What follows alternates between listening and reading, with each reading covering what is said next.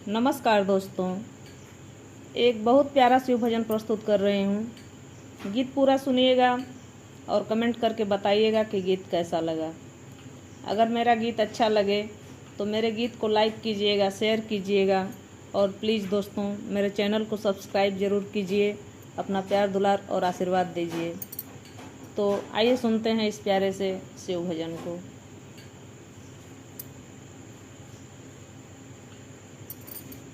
अति उत्तम हमें देव घर नगरी, हे जी शिव पार्वती के कचहरी जी। अति उत्तम हमें देव घर नगरी, हे जी शिव पार्वती के कचहरी जी। जे यहाँ आवे दुख दूर हो जा, जे यहाँ आवे दुख दूर हो जावे, हे जी सुख के पावे प्रसादी जी। जे यहाँ आवे दुख दूर हो जावे, हे जी सुख के पावे प्रसादी जी। पावन गंगा के जल भरी लाई, हे जी भगति भावे से नहलाई जी।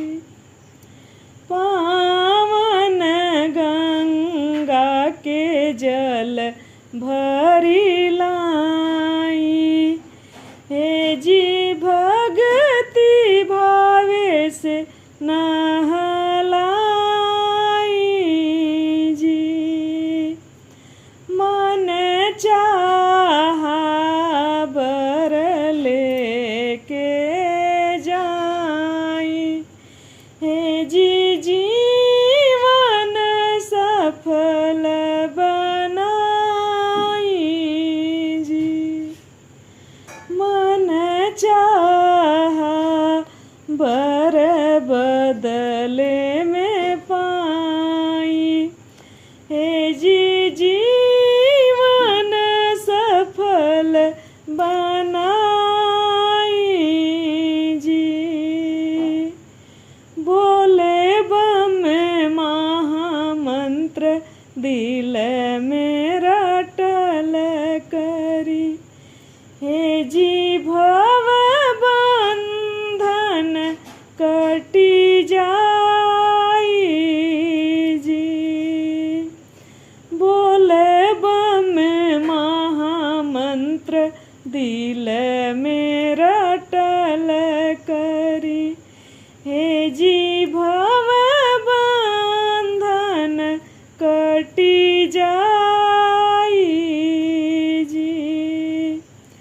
लोक परलोक सुधरी दोनों जाई, हे जी अंत में परम पद पाई जी। लोक परलोक सुधरी दोनों जाई, हे जी अंत में परम पद पाई जी। रंजना भजो रे भाई नमः शिवाय, रंजना जपो रे भाई नमः शिवाय, हे जी तीनों ताप मिटी जाई